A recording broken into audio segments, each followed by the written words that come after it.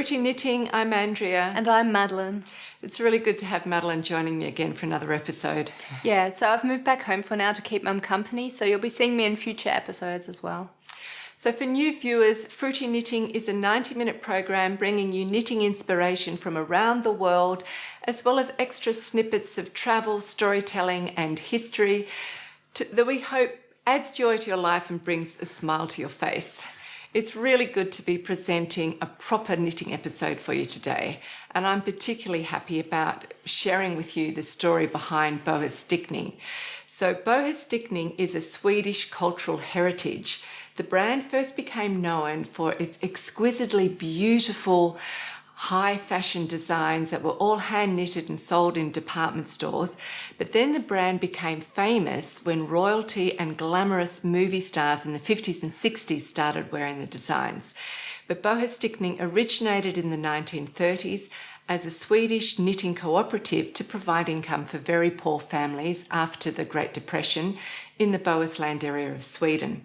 And now the Bohuslän Museum is working hard to preserve this wonderful knitting tradition, and they have authorised Pernilla Silverberg, who's joining us for today's feature interview, to recreate the yarn kits for the original Bohus Stickning designs. And I think Pernilla is just perfect for this job. She is so passionate about the designs, but she's also really passionate about the story of Bohus Stickning. And the yarns themselves are a very important part of the design, and they're a blend of wool and Angora, and Pernilla provides the Angora from her own farm of Angora rabbits, so she's really involved with the whole process. I love this interview. I think you're going to love it as well, and I know you're going to be completely blown away by the sheer beauty of these gorgeous designs. Yes, they are very, very beautiful, and Mum, you're going to knit one of the designs for yourself. Mum also offered me that I get to choose one of the designs to knit for myself, which is very exciting.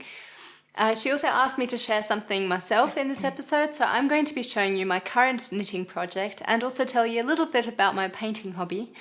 And this episode also includes a short tutorial on how to create Crystal Seyfarth's magic balls, so we have a very full program for you today. Yeah. Okay, now, just before we get into the knitting content and to give any new viewers an update, my husband and the absolute love of my life and the father of Madeline has recently died this year in April. Now, we've spoken a lot about this in previous videos, so we're not going to say much about this now, but both Madeline and I really wanted to thank our long-term viewers and particularly our patrons for the incredible outpouring of love and support that you've shown us during this incredibly difficult time. So thank you so much for the gift of doing that for us. Yeah. And I also know that some of you really care and you just want to know how Madeline and I are getting along personally. Madeline doesn't want to say much. She wants to say more private. So I'll just give you a very quick update on how I'm going. As I expected, this is the worst time of my life. The pain sometimes feels completely unbearable. It's really hard just to get through every day, and the nights are particularly difficult. Sooner or later, everybody goes through and experiences loss and grief to varying degrees, and I certainly did in my past as well. But nothing can really prepare you, or has been able to prepare me, for just the intensity of the loss and the grief that I feel, probably because Andrew was at the very centre of my life for 25 years and he was the absolute love of my life. So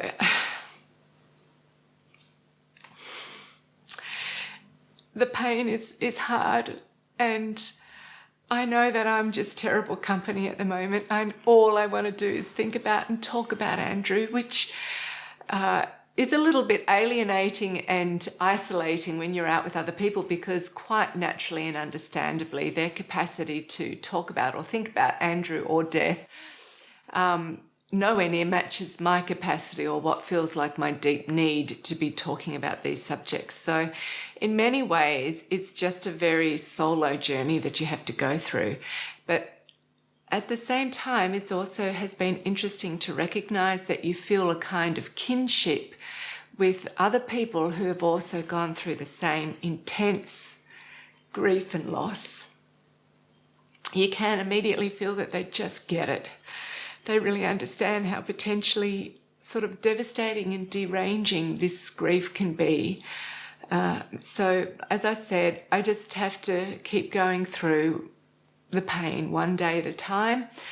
And to do that, I'm very aware that it's easy to spiral downwards and even become dysfunctional, which I really do not want to do. So I'm just trying to do good, simple things every day.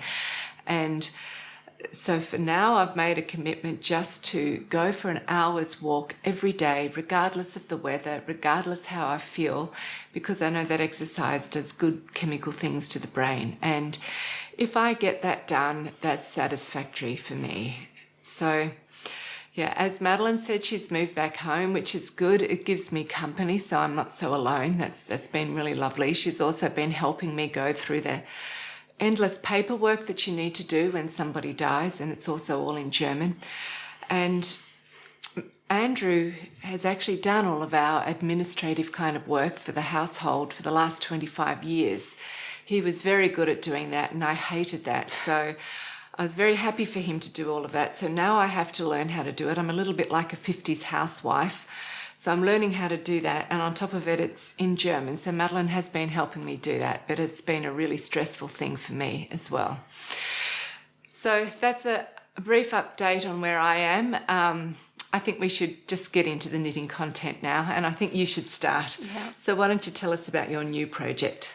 So my new pattern is a pair of mittens. I picked out the pattern itself back in March when the weather was still quite chilly, but Germany is getting into summer now, so that just means I have plenty of time to finish the project in time for the autumn season. I was really set on doing a cool ferrule project because I love ferrule. So Mum sent me a link to Sophia Kammerborn's mitten patterns because they're very beautiful, but they're also fairly easy to knit. And originally I was going to go for her Sagostadt mittens because they have these very sweet rows of houses around the cuffs. But because I'm using Mum's leftover yarn, I was having trouble finding enough of each colour and also in the right amount and in the correct weight. So I decided to go for her shine mittens instead because they only require 2 instead of 3 different colours. And this pattern also has a very cool backstory to it. So Sophia, the designer, lives in Sweden, where, as you know, it can get quite cold during the winter season. I think the 21st or sometimes the 22nd of December is the winter solstice, so the shortest day of the year, with only about 6 hours of daylight, and I think the sun sets around 2:40 in the afternoon, so that's very early. Yeah. But apparently many cultures celebrate the winter solstice as the death and then the rebirth of the sun. And in her pattern description, Sophia tells us about her personal tradition that she has every winter solstice. So she and a group of women friends gather together outside in the snow, and they do these ancient dances surrounded by bonfires and lit torches, and then they do these dances and they curse the darkness and they invite the light to return to them. That sounds really fun. It sounds very romantic. I'll have to join you sometime, Sophia. Yes. So that's why the pattern is called Shine. It's just supposed to commemorate the winter solstice celebration and, in Sophia's words, remind us all to, bring some light into each other's lives, especially during dark times. That sounds like a good idea. Yeah. I'm really happy it's summer now. Yes. That we're sort of going through all this grief process during summer. It's so much easier than winter, I think. Okay, so tell us about the actual pattern. She's done a little bit here. It's looking very beautiful, actually. So, like I said, it's a fowl pattern. It's knitted on 2mm needles and uses DK weight yarn in 2 different colours. These are the colours that I chose because they will go very well with my dark blue winter coat. They look stunning. They will look amazing. I'm very excited about them. This blue colour is a 2-ply Alistamo Hebridean yarn, and the colour is called Kelpie. And the yellow wool is, I think it's a 3-ply. No, it's a 2-ply Nash Island Tide yarn by Starcroft Fibre, and the colour is called Acorn. Yeah, it's very beautiful. Okay, so there's a few different techniques on this. She wanted to do a small ferrule project just to keep practicing, and this is a good one to practice on before you do any Bohus Stickning, actually. Yes, that's true. Okay, but tell us about what's involved. These are the Latvian braids. I think they're really groovy. It's just this pattern here. It kind of pops out a bit. And they're also pretty easy to make, so that was new for me. And like I said, I think the colours look really great together and they'll make the pattern shine. And really originally, because you were knitting quite tight, she'd knitted a bit more, probably about Yeah. up to here, and then I convinced her to unpick it. Even though it was looking good, it was just too tight around this part of her hand. Yeah. And they are going to look so stunning, so you've got to get them right. Yeah, so what do you call it? I ripped it to the cuff, and now I'm Yeah. knitting them on larger size needles straight from the beginning. Yeah. So hopefully they'll fit me this time. Yeah, because you want it to still be a tight gauge so that the mittens are durable, and that's what Sophia writes in the pattern, and so that they're really warm. And yours will still be that, but yours were incredibly stiff beforehand. I'm a very tight knitter. Can't help Good. it. So that's under construction. So it's bring and brag now because I've got a finished garment to show you. I was actually planning on wearing this for the whole episode, but it's 30 degrees outside today, so I'm just going to wear it for this very short segment. It's an unusual project for me because it's completely stocking stitch, but it was the perfect project for me to be knitting when I was back in the cancer clinic with Andrew. So it's a Kim Hargreaves design. It's called Leia, and it comes from her capsule collection number 10, Ravish. So this lovely little book here that's got some really stunning designs in it. So as many of you know, I just adore Kim Hargreaves designs. I think there's such a good mixture of being classy and modern. And I think what makes them stand out amongst similar looking designs from other designers is that she'll take one or two elements of the design and then really exaggerate it. And this design layer is a really good example of that because it's just so much more than a stocking stitch V-neck sweater. The V neckline is really exaggerated, making it fairly risque, and the sleeves are also really exaggerated. There's a lot of material in them, especially around the top of the sleeves, and the shape of the sleeve cap is almost a modified drop shoulder. And I think just by putting those two exaggerated features in a simple stocking stitch garment makes it look really classy but also edgy at the same time. So Leia is designed to be knitted in the Rowan Kid Silk Haze, which would make it even more alluring because it would be just like wearing a very soft see-through cloud. But I've decided to use a really beautiful Carol Sunday yarn instead, and that is her Angelic 3-ply, which is a blend of extra fine merino and ultra soft French Angora. So mine's pretty heavenly as well. And I decided to use this yarn because I saw that I could knit it up to the recommended gauge, and it would just be that little bit warmer, which is perfect for the in-between seasons here in Germany. So I haven't knitted a Kim Hargreaves pattern for a while, and it was fun to discover some new signature design details that she's using. And how I did that was because my younger sister Fiona, who lives in Australia, she's actually 14 years younger than me, she has recently taught herself to knit, and she's done that through my tutorials, and she's also been watching all the episodes over the last year. Anyway, Fiona and I were planning on knitting another Kim Hargreaves design called Devote together, so that when I'm knitting mine on the episode, she could sort of follow along for guidance. And just so that you know what I'm talking about, here's a picture of Devote. I did show it to you in our last episode. Anyway, this was going to be Fiona's first ever garment project, and she was quite nervous about it, which is really understandable. But unfortunately, I couldn't help her as much as I'd planned to. So she just struggled on by herself for quite a while, and periodically she'd send me a text just checking that she was reading the pattern instructions correctly. And then when it came to doing her increases, I was telling her, no, you're doing them absolutely all wrong. And there's a little bit of this back and forward going on until finally I thought, look, I'll just read the pattern myself and double check to make sure. And I saw that she was actually doing the increases correctly, and that Kim Hargreaves was using yarn overs as increases instead of make ones. And she was actually doing that for quite a few of her designs. So have a look again closely at Devote. On the sleeves, you can see a row of little holes, and they're all the sleeve increases. So every time there's a series of increases, Kim uses yarn overs instead of make ones, and those yarn overs naturally will create little holes. And Kim's done the same thing on the design layer. So this picture here shows the sleeve before it's been sewn together because the sleeves are knitted flat. And on the right edge of the sleeve, you can see the line of little holes. So they're closer together down the bottom of the sleeve because the increases are happening every second row. And then further up the sleeves, the holes are more spread apart. And those yarn over increases are on both sides of the sleeve. So when you actually sew up the sleeve seam, you get a double row of holes, which looks really good and decorative and becomes a design element. She also uses yarn over increases across the top of the ribbing on the cuff, but you can't see that as clearly in this photo. So I thought it was really interesting that she uses this yarn over increase, creating those little holes with two different types of yarn. So the Devote uses the Rowan Alpaca Soft DK, which is pretty smooth. So you see those holes really, really clearly, whereas the layer was meant to be in the Kid Silk Haze, which is a really fuzzy yarn, and that completely disguises the holes. Another design detail I want to show you is how she's done this neck edge. So she's done it in garter stitch, but only a few stitches wide and on a very small fine needle, so it's quite a tight gauge. And garter stitch is wonderful when it's done in a tight gauge, I think, because it just lies really flat and neat.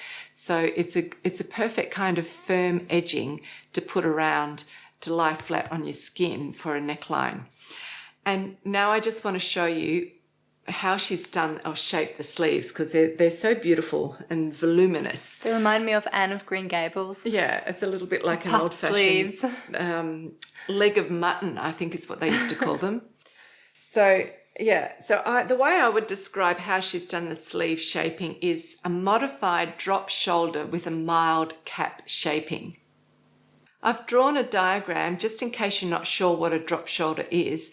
On the left is a classic drop shoulder. So the body is knitted straight up in a rectangle without any armhole shaping, and there's also no shoulder shaping on the top.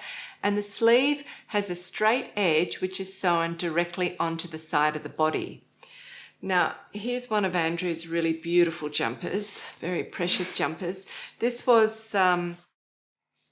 is a design by Jade Starmore, the Firebirds. She did it as a cardigan and I turned it into a jumper for Andrew. So if you just hold it like that, this shows a drop shoulder, a classic drop shoulder very well. So there's no shaping at the top of the shoulders. The body just is knitted straight up and the sleeve has got a straight edge on the end of it and just sewn onto the body. So what happens is that when you wear this seam here will actually lie over the top of your shoulders and about there on your arm. The middle diagram is a modified drop shoulder. So when you're knitting on the body and you get up to the armhole, you cast off stitches for the width of about 5 centimetres, and then you continue on straight up to the shoulders without any further shaping. And the sleeve is just like a drop shoulder sleeve with a straight edge and no shaping, but it's knitted about 5 centimetres longer so that it just fits into that slot. And this jumper here is St. Bridget's. It's another one of Andrew's precious jumpers, and it was designed by Alice Starmore. She originally did it as a drop shoulder and I've turned it into a modified drop shoulder. And you can do that because it takes away some of the bulk that's typical for a sort of an 80s looking drop shoulder garment. And you can do that especially if the body is wide, because the body will give it all of that extra room. So what I did here, so if you hold that up again like that, as soon as I got to the sleeve, I cast off here in a straight line to this cable, because that gave me a nice sort of border, and then the body was knitted straight up. Now this one actually happens to be a saddle shoulder, so you've got this cable coming from the sleeve right across to the top of the shoulder, but there is no shaping at the top of this shoulder here. And then the sleeve has just simply been knitted 5 centimetres longer so it fits into this slot. So with a modified drop shoulder, this seam here is no longer going to be halfway down the upper arm. It's going to be much closer to the edge of your shoulder. So it won't be sitting on top of your shoulder, but more likely to be just here, like that. And finally, the diagram on the right is what I would describe as a modified drop shoulder with mild cap shaping.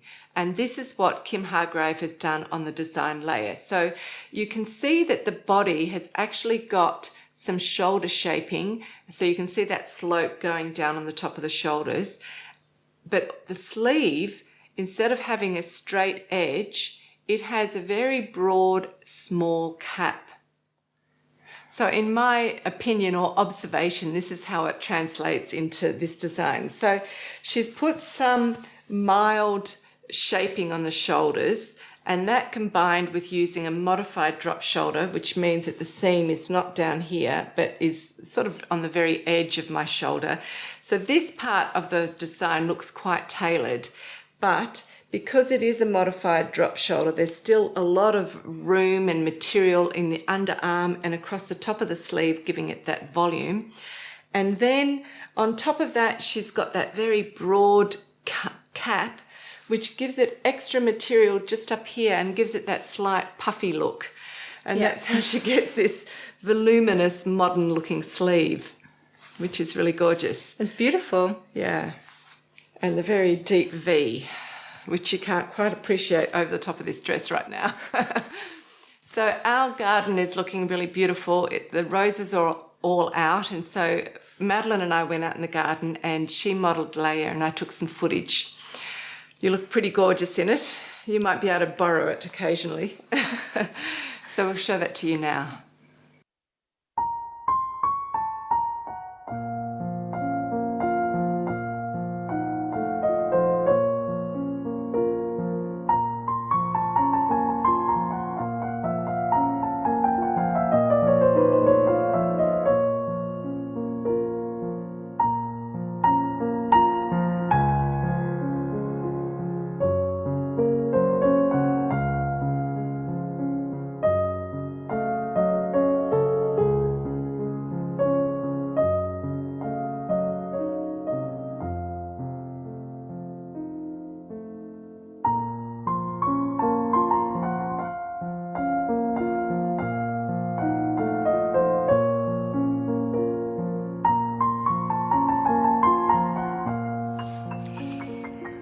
So I'm going to be telling you a bit about my painting now.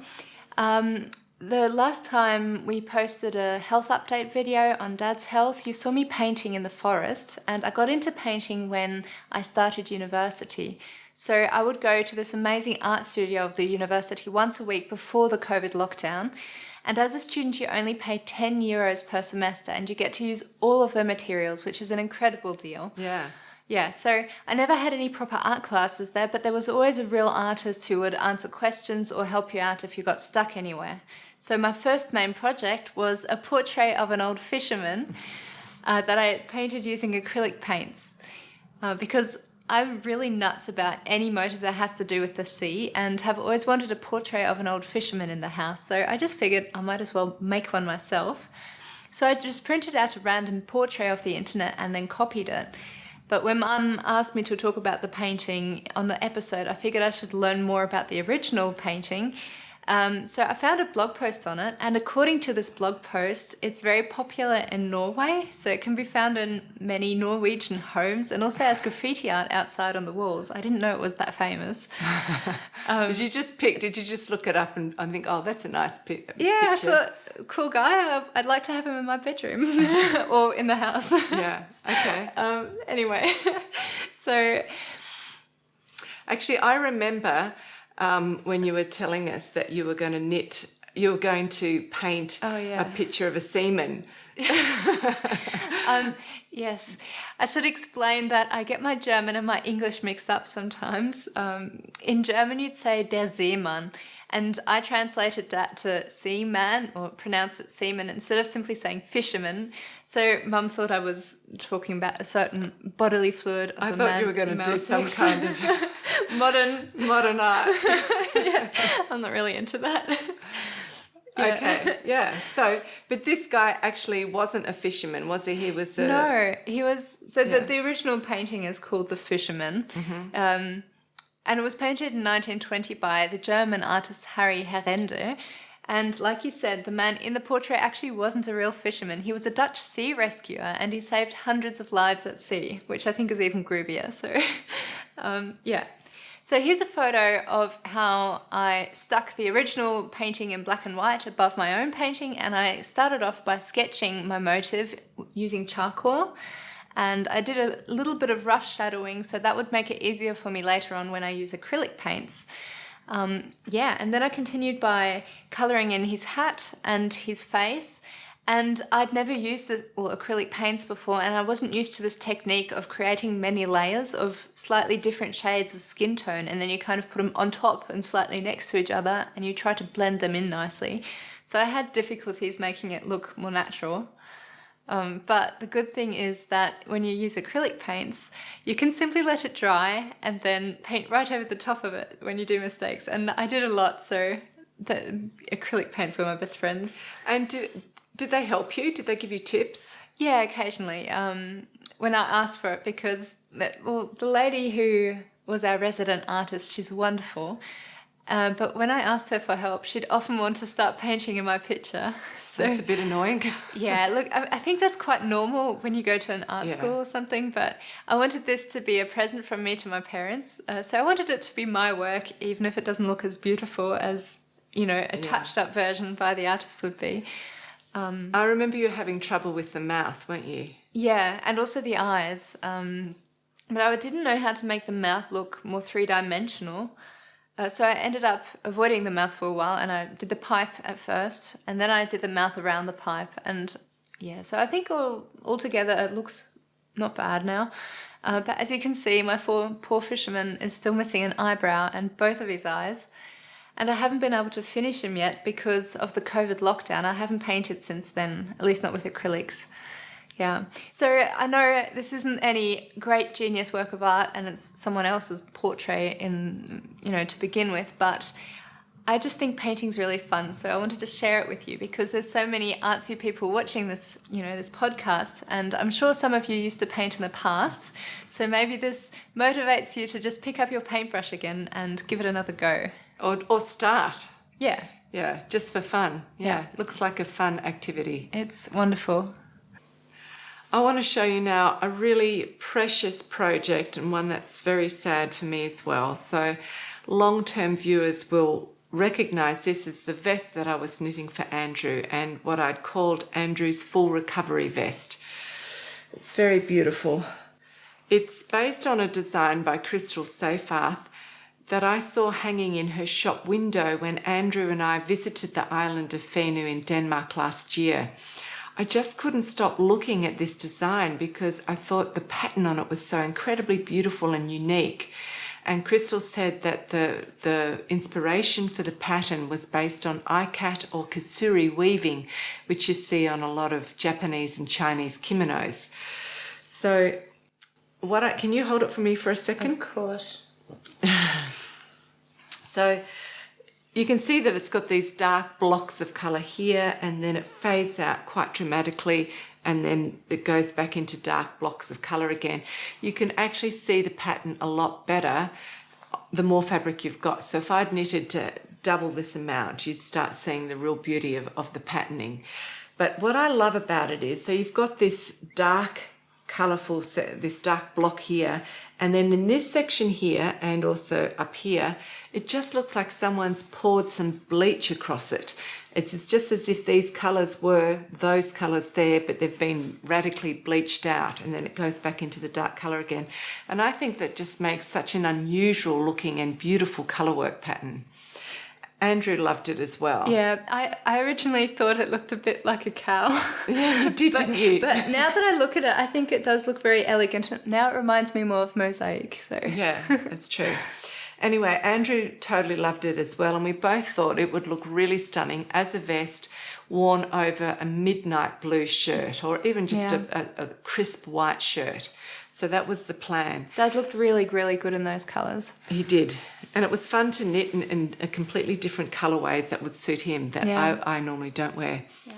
So I have knitted this to fit Andrew's body shape perfectly. So it's narrow around the hips and broader across the chest. So for me to turn this garment into something that would fit Madeline or myself, I would actually have to unrip it all and re-knit it. So and I don't want to do that. So for now, this very precious project is just going to remain unfinished.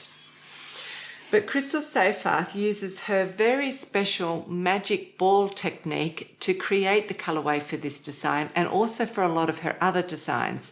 This is such an interesting technique and it's so fun and easy to do. So when I was back in the cancer clinic, I made a short tutorial on how I made my magic balls. So that's coming up now because I want to show you that.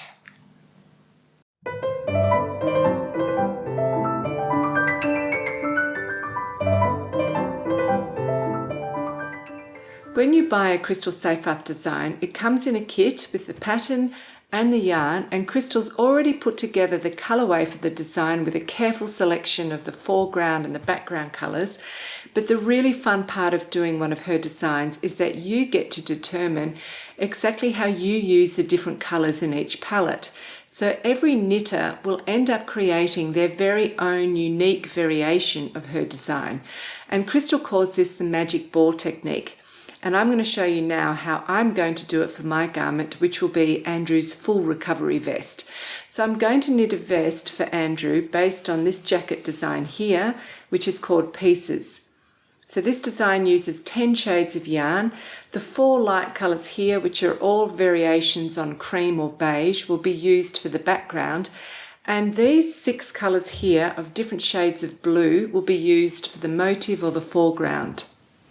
I want to show you just a small part of the pattern chart for the design so you can understand what I mean. The chart is really simple and it doesn't have a key. Just looking at it, you might think that only 2 colours are used, a dark colour and a light colour. But like I said, 10 colours are used. So the pattern doesn't tell you when to change the colours. It just shows you the outline of the motif and whether a stitch is going to be part of the background or part of the motif. First I need to arrange all my background colours in a row so that they blend really well. They're all light colours, so they could actually be arranged in any order, but I want the transition to be as smooth as possible, so I'm not going to be putting this green here directly next to this cream. That's too strong a contrast. So this row here are all the motif colours, which I've graded from the lightest to the darkest. They're predominantly blue, including this really fantastic cobalt blue here, but there's also a dark teal and a dark purple. And this blue colourway really comes to life just by adding these slightly different colours. And they blend in very well, even though they're not actually blue. Because if all the shades were strictly blue, the colourway would end up being a little bit too dull.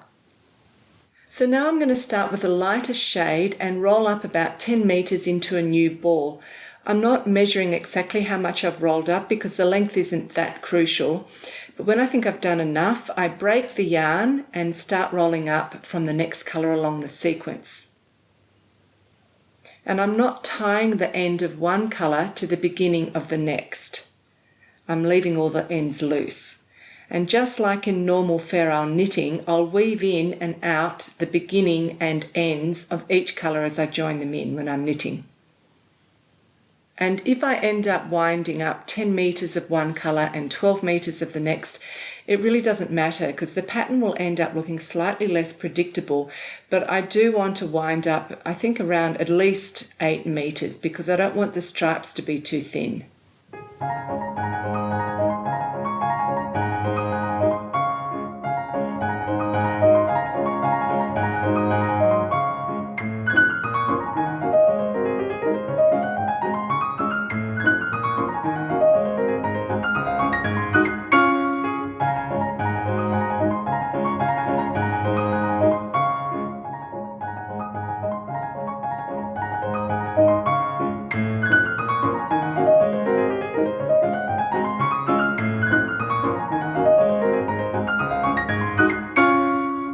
I'll keep going systematically through the colour sequence from light to dark and then back again. But I can also jump back and forth a bit to make it slightly more random. But I'm always considering how the colours are going to blend together so that there's going to be no harsh transitions. For example, I wouldn't go directly from any of these 3 dark colours to this lighter shade of blue because that would look too harsh. But I would go back and forth between any of these 4 colours because they're roughly the same. Because you could go from there to there to there, or even here, maybe, yeah, even there to there. I now have 2 large balls, each the size of about a baseball. One of them is for the background colour and one of them's for the motif. So this is going to be really exciting because now when I follow the chart, I'll never quite know exactly at what stage in the pattern I'll end up changing colours. And if it happens to be mid-row, which is highly probable, it won't be obvious because all the colours are really well blended and there aren't any harsh contrasts. So I haven't wound up all of the yarn that was in the kit because I know that I'm not going to be using it all. And also, if when I'm knitting along, I don't happen to like how the 2 colours that have simultaneously come up in the foreground and the background, if I don't like how they go together, I can just take one of the other colours and put in my choice for that section. So that's Crystal's special magic ball technique. I've never tried this method before, but I'm really excited. I can't wait to get started knitting and see how it goes.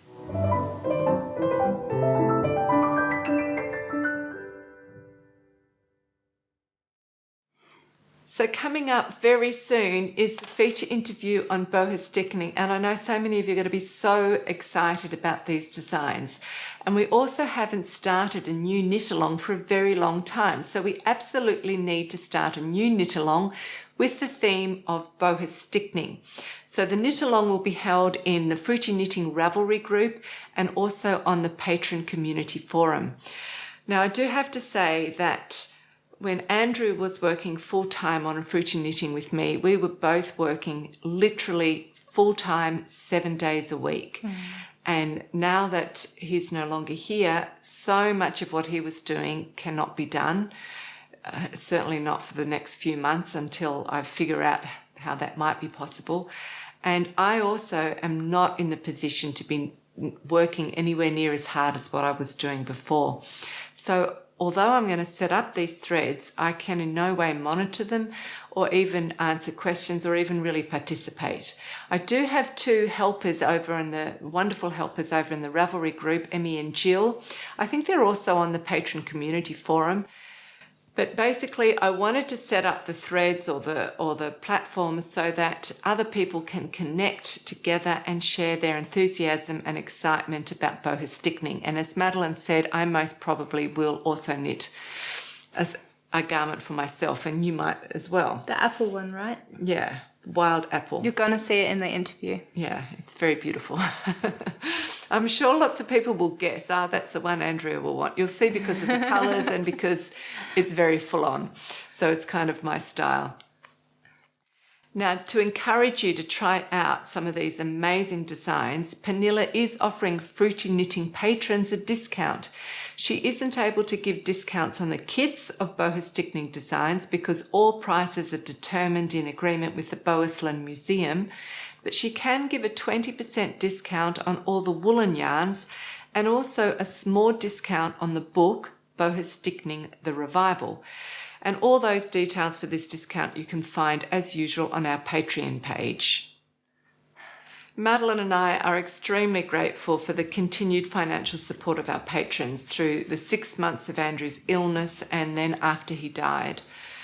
In many ways, it is extremely difficult for me to continue Fruity Knitting without Andrew, but quite simply, it is our only source of income and I have to do that. So I'm going to prepare and release videos as regularly as I'm able to under the circumstances. As I've just said, I'm not going to be able to work in the same capacity as I was doing before, and Andrew's not here, but I can promise to do my best. So we do ask that if you're watching the show to please support our work by becoming a patron, and you can do that by following the link that's here on the screen or that's active in the description box below. And you can choose your level of support. It's flexible and it's easy, and we thank you very much. So that's all from us for now. We're saying goodbye because coming up is the wonderful interview on Bohus Stickning. And make sure to watch right to the end because there's a super sweet Easter egg, especially from Australia, waiting for you there. It is going to bring you joy and definitely put a smile on your face. Yes, it's pretty special and cute. Okay, so thank you so much for spending time with us again. Bye.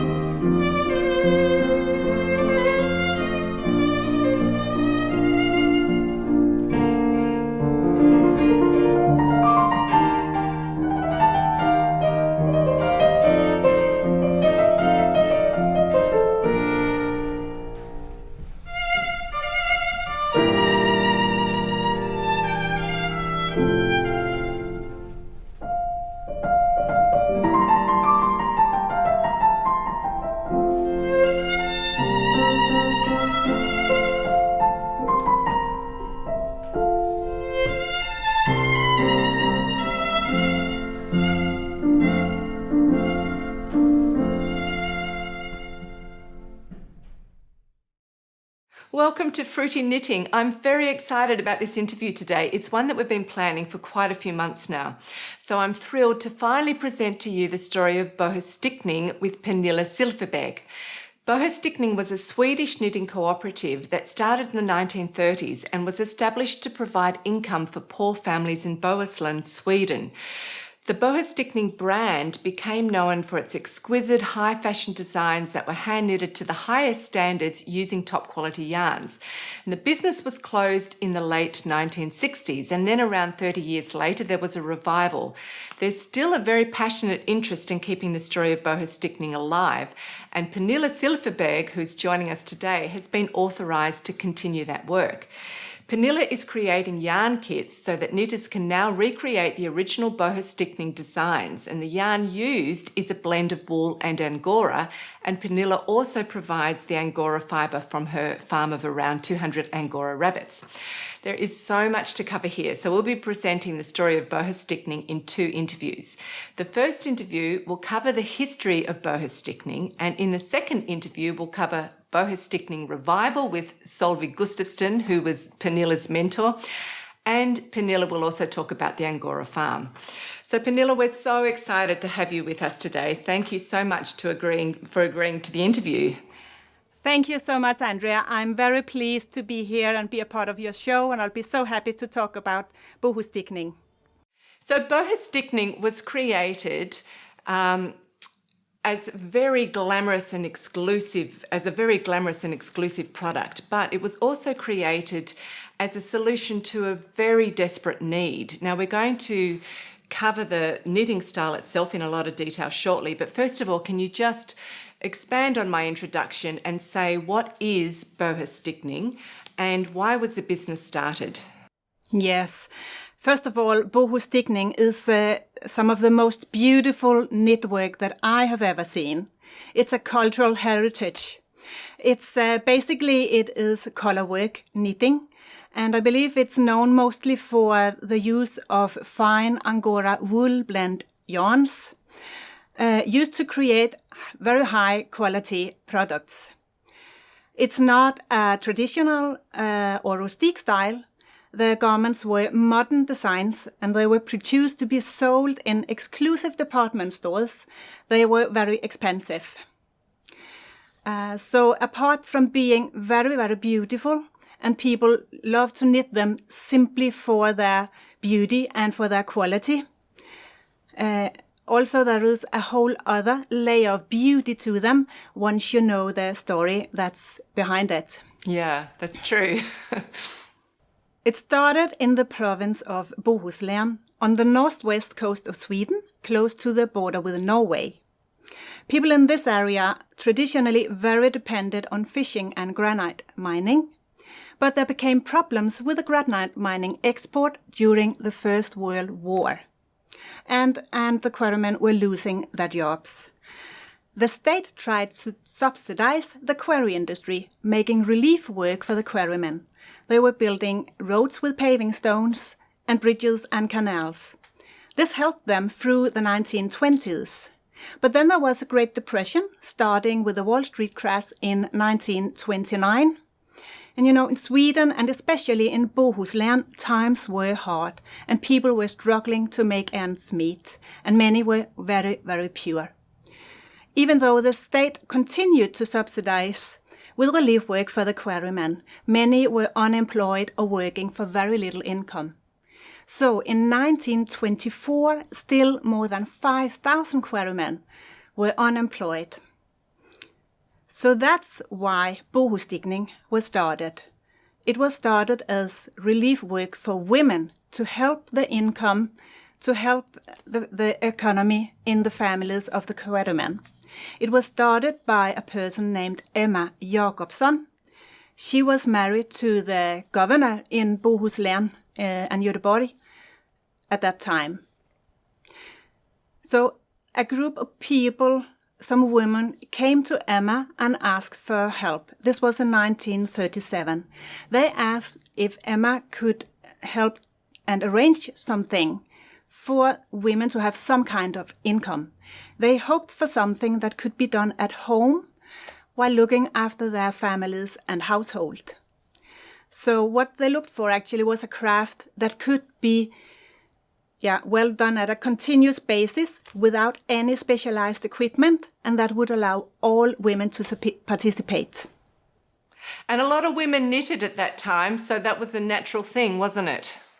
Yeah, that's right. At that time, all women, I believe all women, at least knew about knitting or had been knitting in some kind of way. So that was the exact right craft to go forward on. So that's Bohus Stickning. Okay, so Emma Jacobson was the real powerhouse behind Bohus Stickning. Tell us more about Emma. Like, who was she exactly and how did she build up this business? You know, Emma, with her background, she was the exact right person to ask. She came from Vienna in Austria, and she was highly educated. She studied botany and art history. She actually had a PhD in botany, which was pretty unusual at that time. Also, she knew about the fine craftsmanship from Vienna, and apart from being very intelligent and interested in art, she also had a very good and natural sense of business. To start this business, Bohus Stickning was founded in 1939, but prior other types of handicraft was tested. They actually, Emma, with help from some friends, they did start up doing several rounds of experimentations, producing different kinds of homemade articles. But then after founding Bohus Stickning, she decided that it was knitted garment that was the way forward. So all women could knit, but still they had to do courses.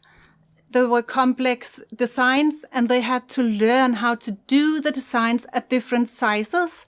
So actually subsidized from government and local authorities, they made courses in different places in the stonemason districts.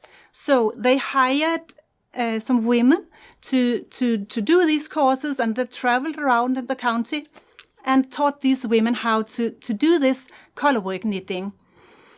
And also Emma understood that to help these women further, she helped arrange for them to socialize.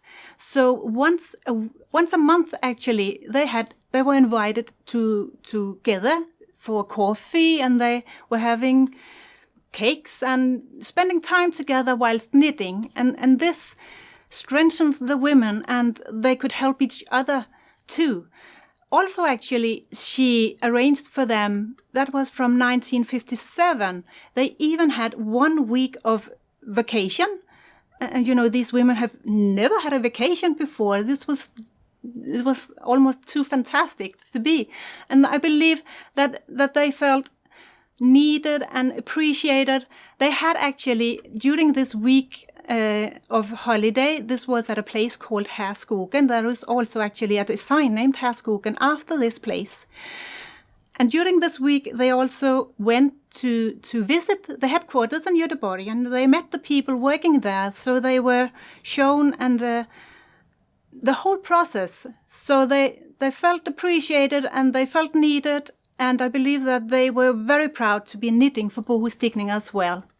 So Emma was a unique businesswoman. She understood how she could help the woman, and even she was a perfectionist, and even if she was very, very strict, she was also loved, and they knew that she was doing all of this for them, and they felt this from the heart, and she also in her work with the designers.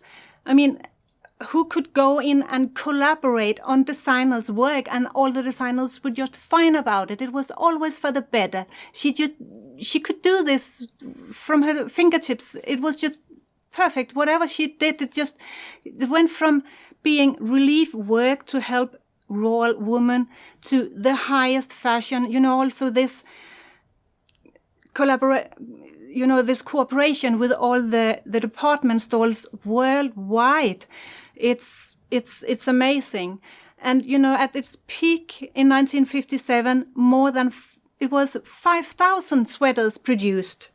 So when the business first started, Emma did most of the designing herself, but as the business grew, she did engage other designers. So who were some of these other designers? And you've got some designs I can see there. Can you show us some of their most popular designs? Yes, absolutely. I would love to show you some of the designs. I would like to show at first one of Emma Jacobson's own designs, because she did quite a lot of designs herself. And in the beginning, it was Emma's designs. I will show you this design called the Woven One, Vävnaden in Swedish. And this is some of the earliest designs were in just 2 colors and plain stockinette knitting, whole fronts in knitting, and then were often with 1-colored backs and sleeves, knitted from the bottom up. And then she made many designs. I would like also to mention a design called the Axis, which I'm happy to be able to show a beautiful picture of my husband wearing. So many designs actually goes very well on men as well. Emma had help from friends at the beginning. So she had 2 friends that I would like to mention. We have Vera Björström. She was doing to spare yarn because it was wartime, and to minimize the sources. Yarn were difficult to get, so they did little embroideries on the socks and mittens. And then later on, we have designs with more colors. In this design, which is from her other friend named Anna-Lisa Mannheimer Lund, we have 3 colors and 2 different gray colors. At this time, a little later, when Anna-Lisa made this one, it's called the Green Meadow. She started using pearl niches, which is one of the distinctive features we'll talk about more a little later. So just that to have shown this one. Also knitted with whole pattern fronts and 1-colored backs and sleeves in pure wool materials to start with. I would like also to show this design, the Blue Shimmer, also Anna-Lisa Mannheimer Lund. Now we're in the later 40s. From mid-40s they started using Angora blend yarns. And Anna-Lisa Mannheimer Lund also introduced new styles to Bohus Stickning. This is, the round yokes that are the most characteristic Bohus Stickning was worldwide known for. The most known is with the light blue main color, but the one I'm wearing is also the blue shimmer on a darker main color. And that was one of the most popular designs overall, wasn't it? Yes, it was. This design was the most sold design through all 30 years Bohus Stickning was active.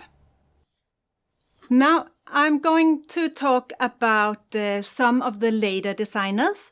From 1952, Emma Jacobson started employing designers such as Annika Malmström Bledini and Kerstin Olsson. Also, there were some designers working freelance, and Karin Ivarsson is one of those. She was working for Bohus Stickning freelance during the 1960s. And this design is one of Karin Iversson's design. This one is called the yellow lace collar. In Swedish, it is gula spetskragen. It's very beautiful. Did she start using pearl stitches? Well, pearl stitches was actually used and traditional Bohus Stickning from very early 1940s, actually. Yeah. But what Karin Iversson did was she enjoyed to blend yarns of different structures. So you have actually 2 colors of this pattern in pure wool and the rest in this Angora wool blended yarns. There is also different colorways of Karin's Iversson's design. So we have the yellow lace color here, and we have also the other variant of color that I've chosen to show you. So this is the large lace color, stora spetskragen, and it's designed in the same way.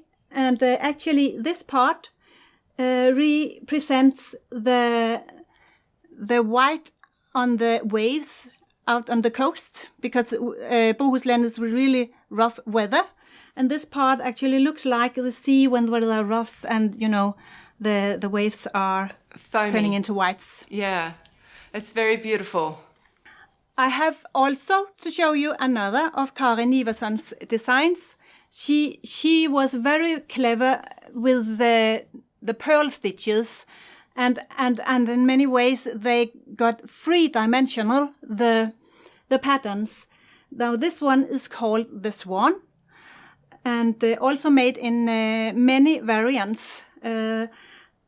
And you have the large swan, which is actually better when to show how these 3-dimensional, like the feathers here, where you have the pearl niches in between the feathers as a background that makes the feathers in the swan design come forward in a very interesting way. So she worked very much with different structures of yarn to create a certain expression in the designs. Even later, she had some even more extreme designs using different structures of yarn in combination with pearls and knits, which I hope we will be able to see on some photos. That's very exquisite looking, that design with the accessory. So was it typical for her to do accessories that matched the main garment, like hats or gloves? Actually, they did that for, I believe, nearly all designs.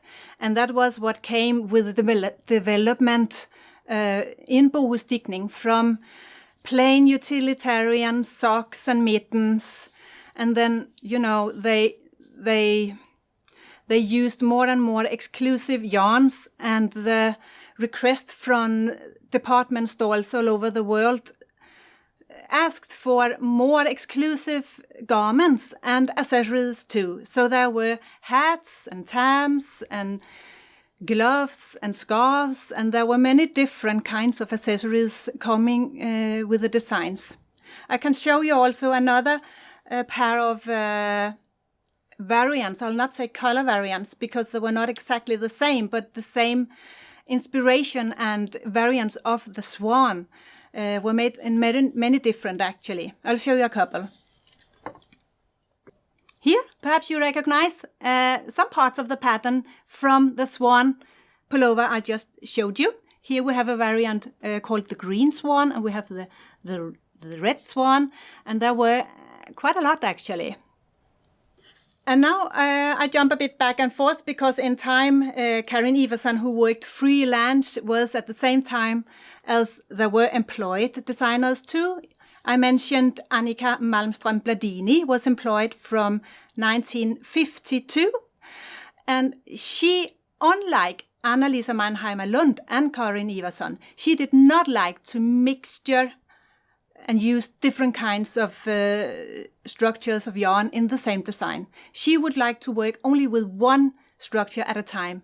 It could be Angora wool or just 100% pure wool, but she didn't like to mix like the other designers did.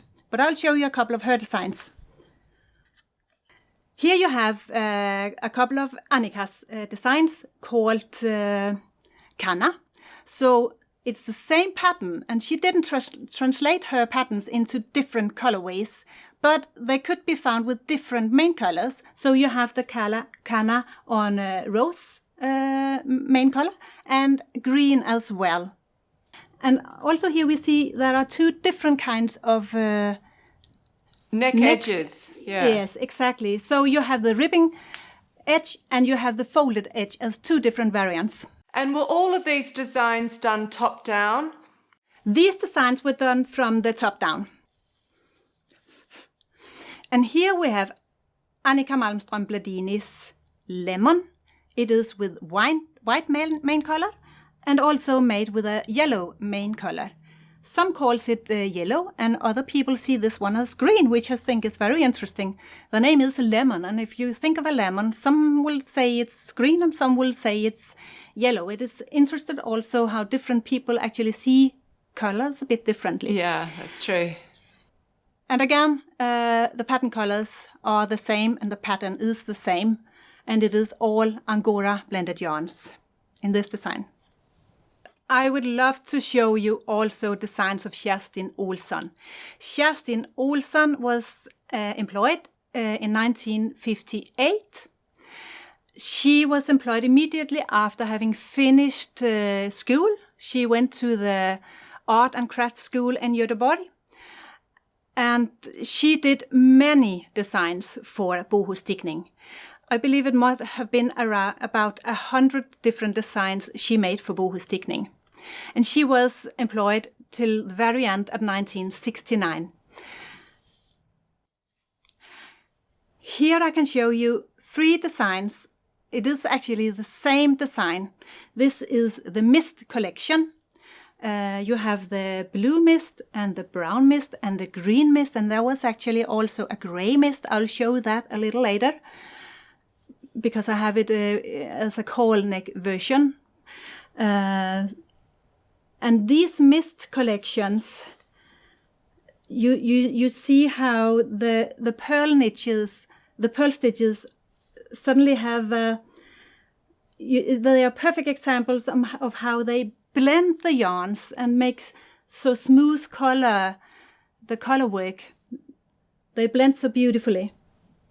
Yes, having the pearl stitch over the top of another pearl stitch or another knit stitch of another colour brings a little bit of that colour up. Normally on straight yarn that's a bit of a mistake, but with the Angora it just makes it look like the colour's bleeding, doesn't it? Yes, exactly. You should probably have a close-up look to actually see this, how the colors blend. It's actually easier to see on the other designs where the pearl stitches are used to kind of frame in the shapes of the patterns. Here they are used to blur the edges and make soft color transitions. Yeah, exactly. Yeah. That is so luminescent. That's an absolutely stunning design. And that's another very popular design, isn't it, from the era?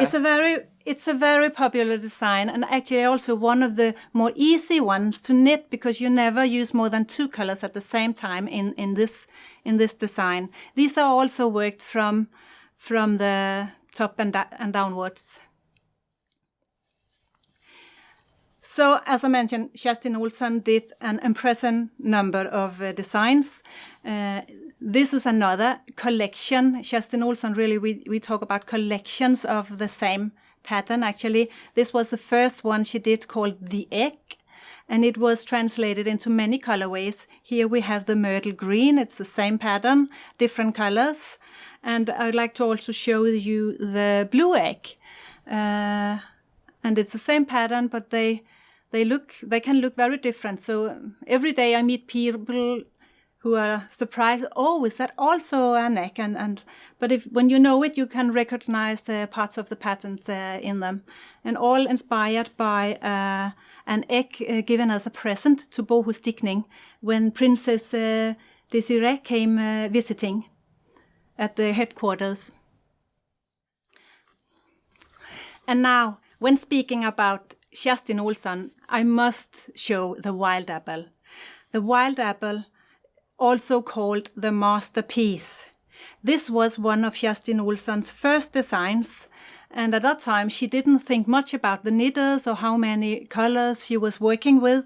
So in this design she actually used 13 pattern colors, and you have several rows where you knit with 3 colors at a time, and a couple of rows, I believe it's 3 rows that you have 4 colors in use at the same time. So this design is a bit of a challenge, but it is so much fun to see the knitwork being created while knitting. I love that design. That's the one that I want to do. That is so beautiful. That is definitely a masterpiece. Inspired, it's called the wild apple, but it was inspired by berries outside the window from the room where she was doing the designs in the headquarters in Göteborg.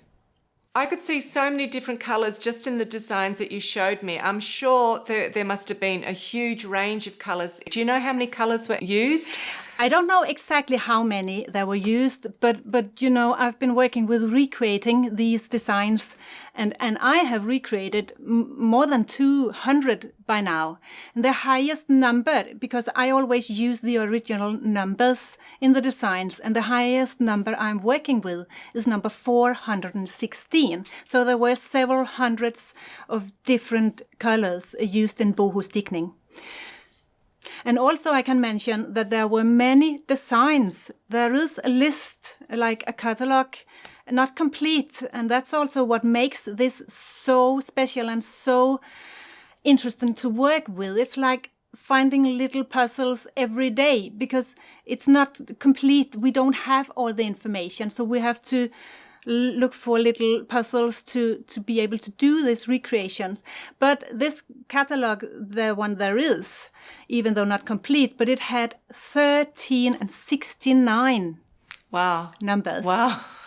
1,369, so that's quite a lot. So I read that Emma was very hands-on as well in her approach to the yarn production, and she was constantly working on improving the yarns. What were some of the ways that she did this? And can you also just talk a little bit about the yarns that were used? Yes, the yarn, Emma was, in everything she did, she was very keen to have the highest quality materials in the garments.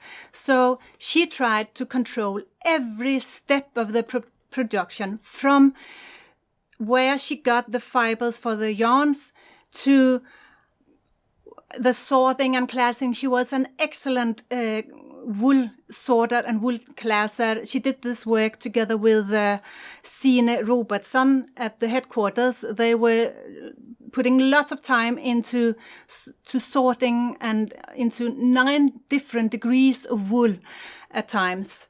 From the beginning, it was from Swedish long wool sheep. They actually tried to breed sheep themselves in order to get the best wool. They found a little herd of old classic sheep that they tried to breed on, actually on a woman called Maria Mannheimer. She was in the board of Bohus Stickning, and she had these sheep and breeded on them on her farm. And that was the first yarns used for these. They used these yarns for the initially plain utilitarian socks and mittens, and later on also for Vera Björström's designs, which were of these earlier thicker yarns. So these are examples of the original, a bit thicker, heavier yarns used for the first designs. And then, well, I guess it was Emma Jacobson in her nature to always develop and try to better. So she was constantly looking for alternative ways forward. And she got in contact with wool farms in Finland. There was a company called Inhemsk Ull. And she went to Scotland and Vienna at some stage to study how the yarn should be spun properly, didn't she? She went study trips to both Italy and Scotland and I believe other places too in order to find high quality materials for her yarns. It was wartime and it was difficult to get supplies from Finland. Import from different countries was at times very difficult. So she also had up to a point 40 different Swedish sheep farms who supplied her with wool. So then in the mid-40s, Emma saw an article in a magazine called Husmodern, the housewife. This was about a spinning mill in Sweden. A person called Greta Wahlberg, who during war, started up a spinning mill in order to produce wool in Sweden. And she had her own Angora rabbits too. And immediately when Emma saw this article, she took contact with Greta and she went visiting and they started a business together. So she supplied Angora yarns for Bohus Stickning until the end of 1969. Here I've got a present actually from the designer Kerstin Olsson. I'm very happy to be the owner of these yarns now, original Angora yarns used in Bohus Stickning. Yeah, Emma was a person who always wanted to do better and develop, and I believe also it might have been a request from the department stores of even more exclusive yarns and designs. So, having been to these study trips in Italy, she made contact with some spinning mills there that were able to spin yarn of an even higher percentage of Angora. So from 1958, they started to use an even more exclusive yarn with 60% Angora and 40% wool. The early Angora yarns were with 70% wool and 30% Angora. And just quickly jumping forward to the kits that you're producing now, what's the percentage are you doing now? Today I'm happy that we have in Denmark a spinning mill who are able to spin a high quality yarn with 50% Angora and 50% fine wool. So it very well matches the original yarns in average because they were using different kinds and they were blending the two different original yarns of 60-40 or 70-30 in the same garments. And actually they were doing different kinds of yarns in the same pattern over the years of Bohus Stickning, depending on which yarn and wool supply they were able to get. So let's get into the actual knitting part of it now. How would you characterise Bohus Stickning from a knitting perspective? So what techniques are used and what are the distinctive features? The most distinctive feature, the most important in Bohus Stickning is the yarns of the high quality. And it is just a joy to knit with. It's so soft and compliantly. So many knitters actually think they are very forgiving to knit with. I must mention that it is important for Bohus Stickning at least to have the correct gauge in order to get the purl stitches, to get the effect you want from the purl stitches, which are actually, helping to blur the edges or make the shapes of the forms in the patterns. So the yarns are very distinctive features, and also these purl stitches is unique for Bohus Stickning at that time. I believe unique for all knit work that there was. So that's very distinctive features about Bohus Stickning, definitely. And what about how many colours were used at a time? Because typical Fair Isle is mainly only 2 colours in one row. What was it like for Bohus Stickning? Well, Bohus Stickning is special in the way that you have to forget everything about symmetry at first. They thought only of the wholeness. So it was like the artistic wholeness of the garment. And they could use up to 5 different colors at a time in one row. It didn't matter. It was just to be stunning and beautiful. That was all that matters. And the designers were always pushed to try and beat the last design. They always had to be more and more beautiful. Yeah. But I must mention also that, such as at least Kerstin Olsen were very. She saw too that it was not to be too complicated for the knitters. So many designs were actually knitted with just 2 colors at the same time. But you had many designs also using 3 or 4 colors at the same time. Some designs with 3 colors, nearly all rows, and they were quite complicated to knit, but beautiful. Absolutely. Yeah. And it's really only on the yoke, so it's not like it's all over the body, which it would be a lot more challenging. No, you're right. You're just so happy when you come to these rows with just 2 colors at a time, then you can rest a bit. And then it's so much fun when you come to the parts with 3 color or 4 colors, because it's interesting to see what happens.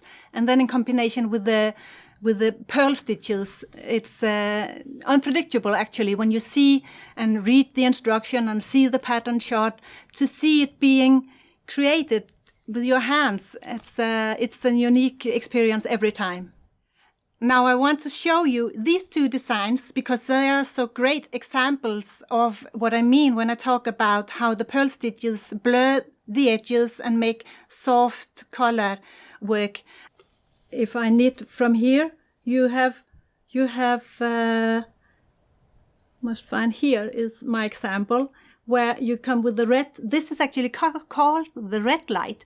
So the red, and then you make a pearl stitch with the darker background, and it kinds of the old color, the light red, is pulled up in the darker background and makes like a little pearl. So you have like a frame of pearls around the shapes in the patterns. That's very unique and a distinctive feature about Bohus Stickning. What is that design called? So this design is called the red light, and this design is called the rain clouds. The rain clouds is made in just this colorway. The red light is made also as a turquoise light and a blue light. And I believe actually some more. I've seen that some designs were actually knitted sideways. Can you explain a little bit about that? I would like to show another style, because they were also doing with knitting sideways from the middle towards the sides of the garment. Okay, so only the front colour work was knitted sideways. Only the front colour work knitted sideways, that's correct. And this one is called Fjell, the mountain peaks, the yellow variant, because there's a grey one too. And it is pure woolen yarns. So here we have Annika. Even she did not want to mix with different kinds of textures in the same design. She used both Angora and other designs with pure wool. And here also you have very classic with the pearl stitches in between where the color changes. Looks like little pearls. So Bohus Stickning really became a very strong brand, and I think it reached the height of its success in the 1950s. In your opinion, what was the secret to the fantastic success that it enjoyed at that time? I believe I've said it already. It was a matter of the best textile artist that made the designs. It was the highest quality of yarn available all over the world. And it was just exclusive. It was for the upscale, exclusive department stores to sell, and it was very expensive. It was only, I believe, royalties and movie stars had the money at that time when it came as its highest. It was the fashion. Emma Jacobson actually had connections. She was, all these connections she has in Paris, she knew she was always one step ahead. So she got little samples sent to her with what were the right colors for the next collection. And she went to Paris herself. She brought Kerstin Olsen there to see for themselves and to get ideas and inspiration. And they made some fantastic designs. So just to mention a few of these well-known people wearing Bohus Stickning. You have Ingrid Bergman in the Red Edge. You have Grace Kelly in Rime Frost. You have Maud Adams, one of the Bond girls in The Blue Flower. And you had Eartha Kitt in Crevetten. There were many more, so it was a great success. Emma Jacobson, she managed to take this from relief work to the highest fashion known all over the world. It was amazing, a remarkable woman, an incredible story. So Emma Jacobson closed Bohus Stickning in 1969, and obviously since then it's had a revival and it's continuing on now thanks to your work. But what were some of the things that contributed to the end of Bohus Stickning at that time? Well, in 1969, actually, Bohus Stickning had its peak in 1957, and then the orders were getting less and less. The economy had changed. The women could get better paid jobs, and there were jobs to get.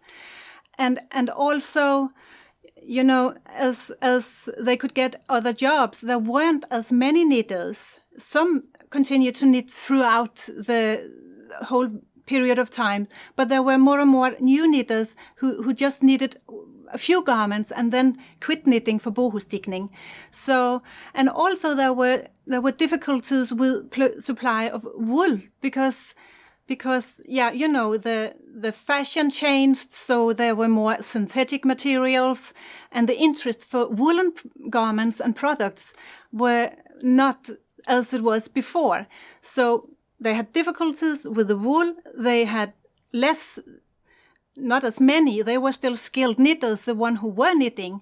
It was not actually because they were more complex, the designs. They were very complex, and you had to be a skilled knitter to be able to knit them. But there were not that many knitters.